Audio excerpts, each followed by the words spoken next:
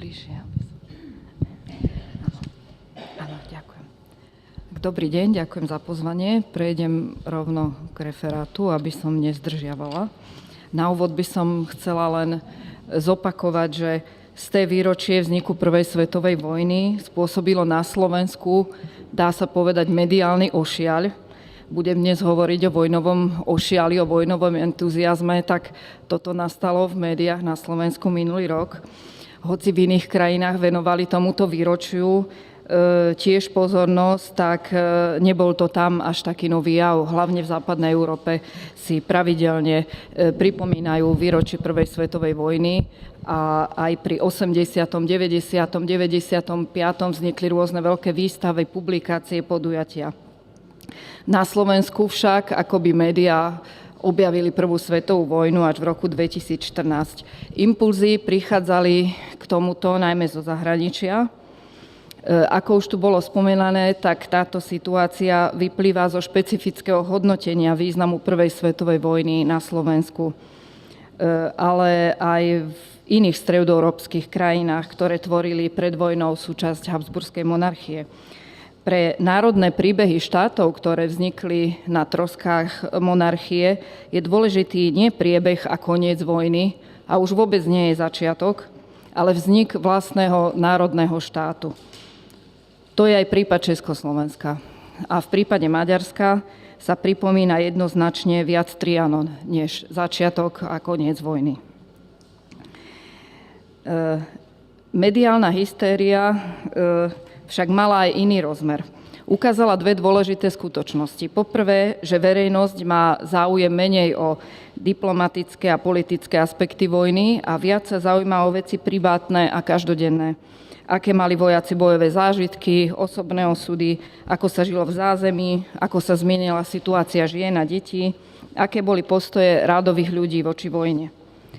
To korešponduje aj s už dlhodobejším posunom záujmu historiografie na pohľad vojny z dola, z pozície radového vojaka a civila. A po druhé, tento mediálny záujem ukázal, že stále ešte existujú pramene, ktoré sú v privátnom vlastníctve a boli doteraz nevyužité. A to platí aj na korešpondenciu z Prvej svetovej vojny. To dáva aj príležitosť aj nám, historikom, dostať sa k týmto prameňom, ktoré sa v archívoch na Slovensku zachovali len výnimočne. Je tu samozrejme tiež príležitosť konfrontovať závery zahraničných odborných publikácií, ktoré vznikli pri tomto výročí, s výskumami u nás na Slovensku. Vo svojom referáte by som sa chcela sústrediť na jednu z otázok, ktoré patrili k najfrekventovanejším v médiách, ale aj v historiografii. A to poprvé zhrnúť nové závery k problematike, ktorú nazývame mýtus vojnového nadšenia na začiatku vojny, a otázka, k akej zmene lojalít obyvateľstva prišlo voči vojnovému režimu v priebehu vojny. A hlavne by som chcela upozorniť na výpovednú hodnotu frontovej pošty ako prameňa pri výskume tejto problematiky.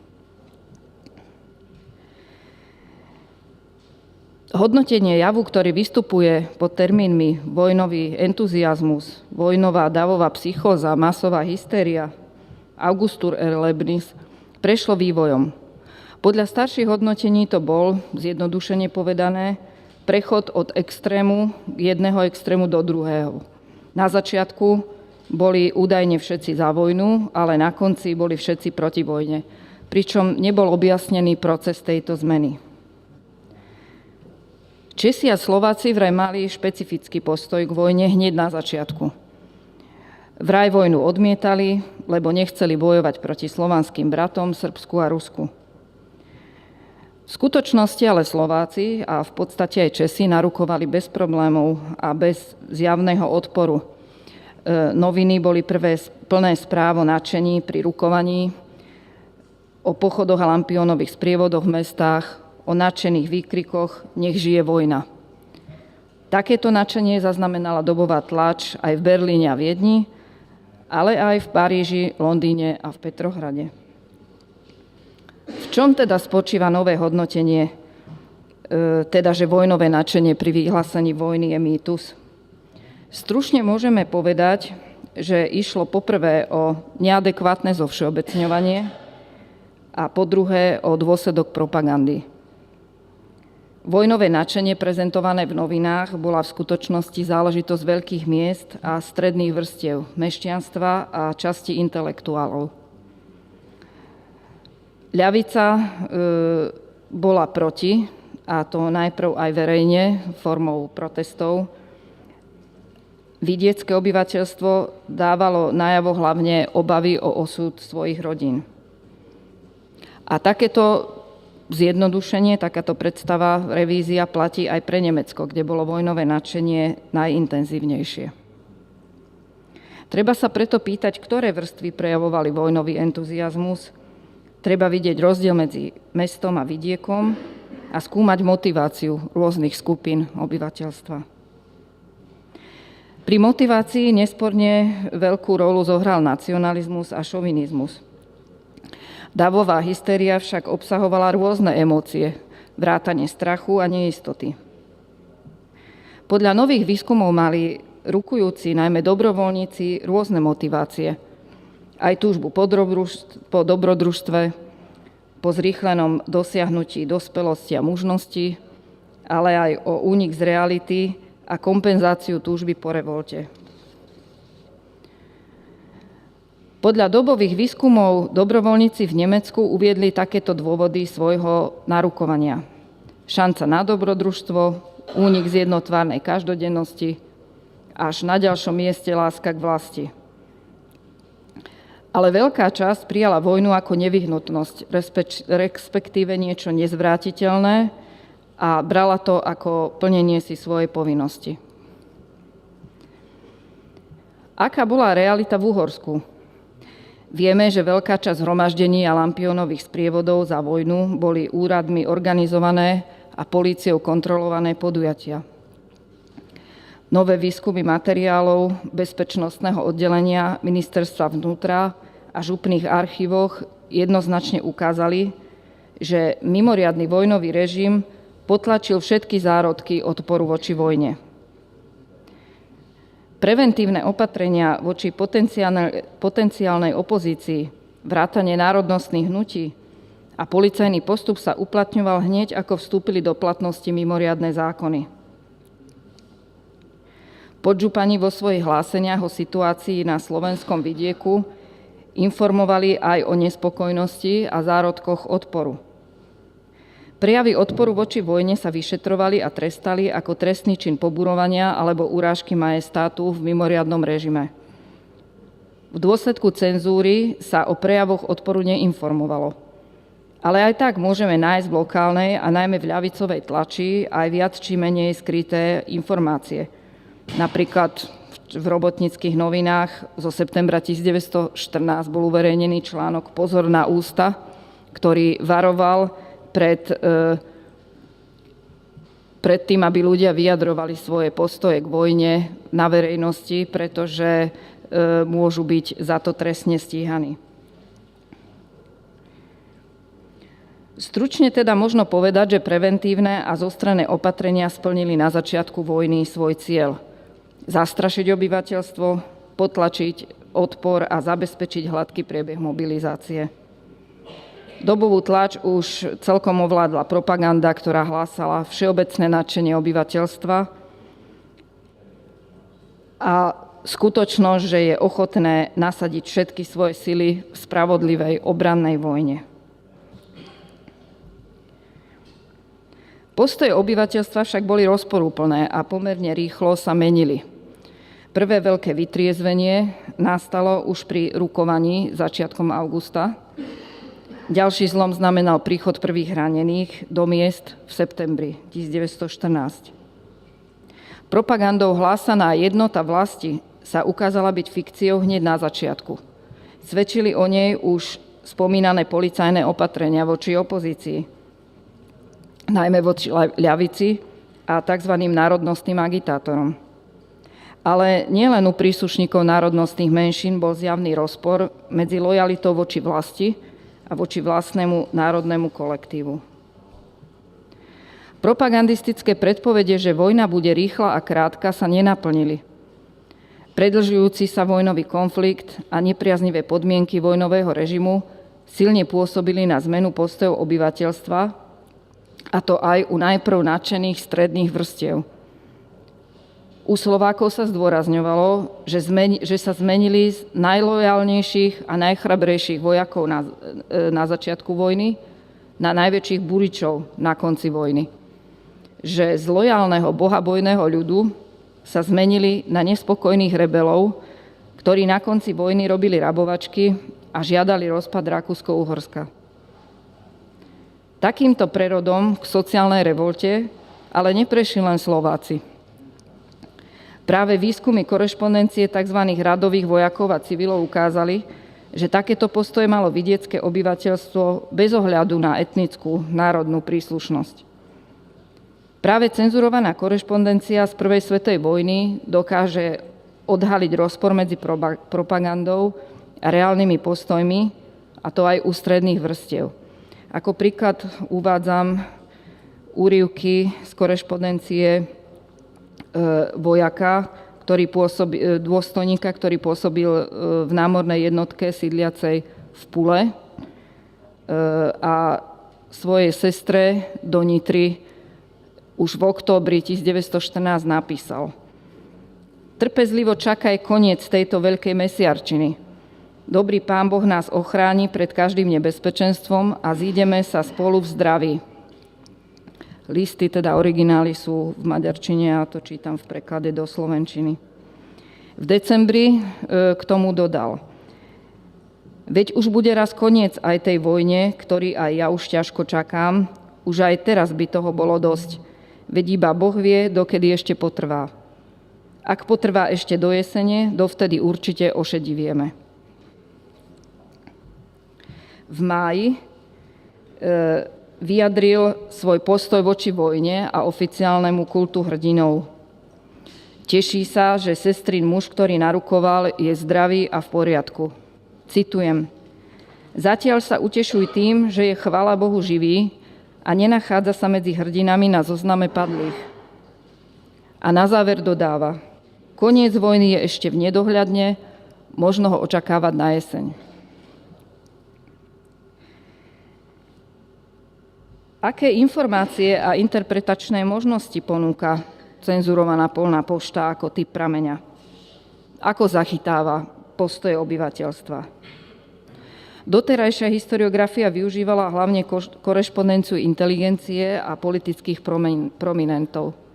Momentálne je ale záujem o výskum korešpondencie tzv. Malého radového človeka, ktoré skúmajú zahraniční historici vďaka veľkým zachovaným zbierkam korešpondencie napríklad v Nemecku, Veľkej Británii a vo Francúzsku. Problém ale pre nás je, že z územia Slovenska je takýchto zbierok minimum.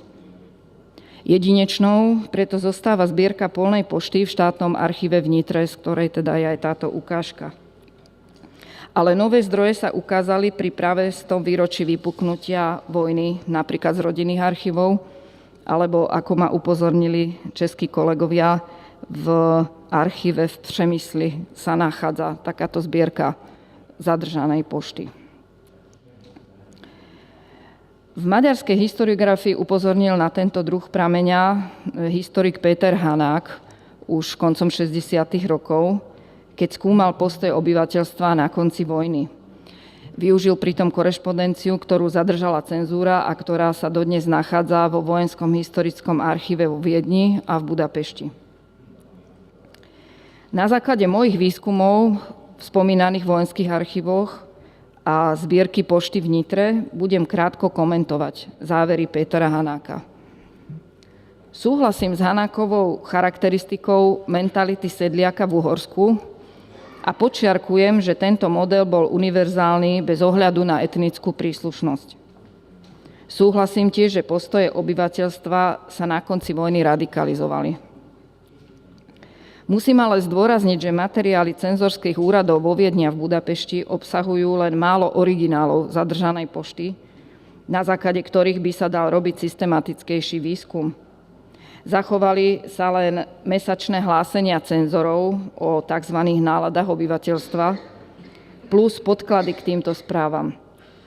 Namiesto originálov korešpondencie sa zachovali väčšinou len výpisky a úryvky, aj to väčšinou preložené do nemčiny, prípadne do maďarčiny. Peter Hanák vo svojej známej štúdii uverejnenej v knihe Kert és Műhely Záhrada a dielňa uverejnil 20 prepisov originálov pošty v maďarčine. Môžeme ich pokladať za významné ukážky, ktoré ilustrujú určité typy listov. Nemôžeme ich ale pokladať za reprezentatívny výber, ktorý vznikol na základe systematického štúdia. Hanák nikde neuvádza presný počet, respektíve objem vzorky, ktorú prezrel a z ktorej listy vyberal. Reprezentatívnosť výberu pri práci so zachovanými prameňmi cenzorského úradu vo Viedni spochybnil už americko-izraelský historik Rachamimov v roku 2002. V tomto zmysle s ním súhlasím a platí to aj pre materiály v Budapešti. Podľa mňa nemožno ani automaticky preberať závery cenzorov o tzv. Náladách obyvateľstva, ktoré hodnotili vo svojich správach podľa jednotlivých národností monarchie. Tieto správy boli pripravené účelovo a odrážali viac tú skutočnosť, kam bolo práve zacielené oko cenzúry, než realitu. Robiť všeobecné závery o miere lojality jednotlivých skupín obyvateľstva, najmä konkrétnych národností Habsburskej monarchie, je preto na základe týchto materiálov problematické. Skôr sa dá hovoriť o tom, k akým záverom dospeli jednotlivé jazykové oddelenia cenzúry a o otázkach, na ktoré hľadali odpovede. Velenie sa najviac zaujímalo o postoje Talianov a Čechov v monarchii.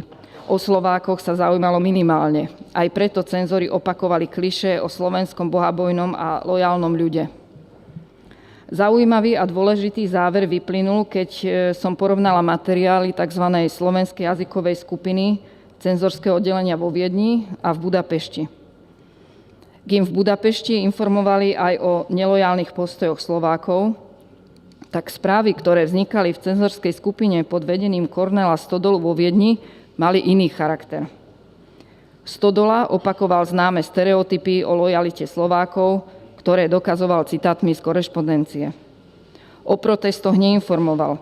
Za to pripomínal, že je problém s vyplácaním vojnových dávok ženám narukovaných vojakov.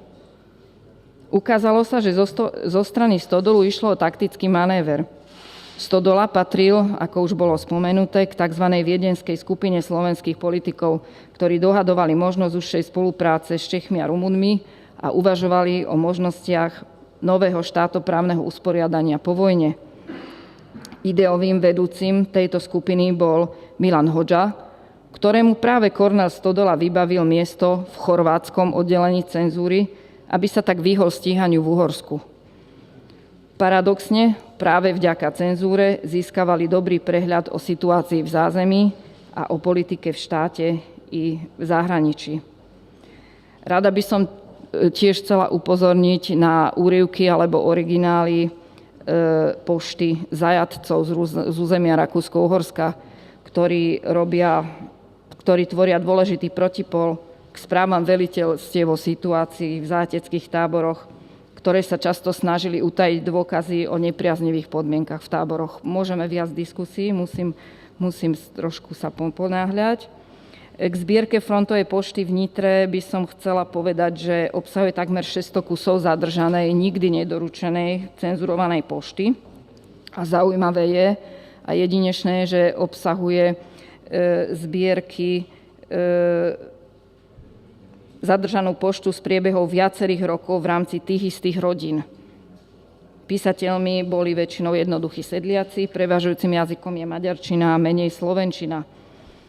Budem teda skracovať svoj referát. Veľká časť sú stručné korešpondenčné lístky, tzv. Karty táborovej pošty, ktoré majú väčšinou minimálnu informačnú hodnotu, opakujú sa klišé, pozdravy, zdvorilostné formuly. Hoci táto pošta bola zadržaná kvôli cenzúre, jej obsah je väčšinou neškodný. Obsahuje len zakázané mená osôb, lokalít, len málo kedy obsahuje kritiku alebo priame dôkazy nelojality. Typickým znením je Nebudem teda, neviem, či to môžem čítať, či je na to priestor. Už je koniec, dobre. V podstate sú to stručné oznamy, ktorých hlavným cieľom bolo udržať kontakt s rodinou a podať správu: som živý a zdravý.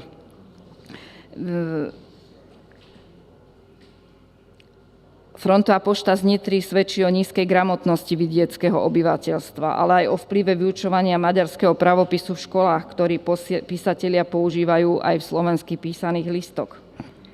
Peter Hanák definoval na základe poľnej pošty dve základné kategórie v mentalite sedliaka. Po prvé, udržanie hospodárstva, ktoré vojna významne narušila. Po druhé, rozpor chudobný versus bohatý. A z týchto kategórií sa odvíjali aj postoje voči vojne a lojalita voči vojnovému štátu. Pridávam, že ďalšie kategórie boli viera v Boha, rodina, rodinné susedské spoločenstvo. Viacerá korešpondencia poukazuje na posuny v autorite v rodine. Kým na začiatku muži píšu ženám, ako majú hospodáriť, v neskorších listoch už sú správy o tom, že žena samostatne vstúpila do služby alebo si nachádza iný zdroj obživy. Na záver by som len chcela povedať, že teda k mýtu vojnového nadšenia, áno, návrh zasluhuje si korektúru. Nemôžeme ale sklznúť do paušálneho popretia vojnového nadšenia na začiatku vojny. A platí to aj o protivojnových postojoch Slovákov, ktorí boli údajne hneď na začiatku proti vojne, ktoré korešpondujú s autostereotypom Slovákov ako tzv. Holubičieho národa. U veľkej väčšiny Slovákov prevládala na začiatku vojny vyčkávanie, pasivita, len u časti politicky angažovanej inteligencie boli zjavné negatívne postoje voči režimu. Lojalita bola oslabená prakticky u všetkých. U väčšiny obyvateľstva protestovali proti charakteru režimu, vojnovým mimoriadnym opatreniam. Očakávali zmeny, demokratizáciu a iné pozitívne zmeny po vojne. V tomto zmysle málo kto podporoval Uhorsko v tej podobe, ako ho poznali pred vojnou alebo po vojne.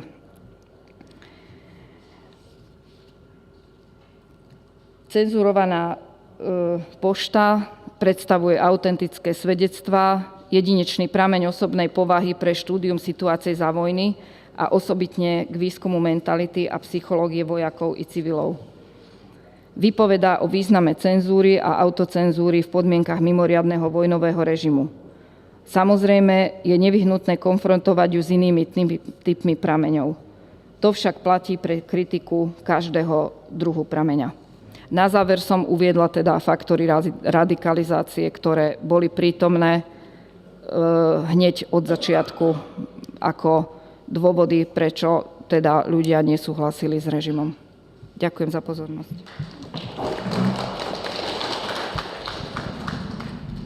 Ďakujem pani Dudekovej za zaujímavú prednášku. Köszönöm Dudekova kolléganő érdekes előadása.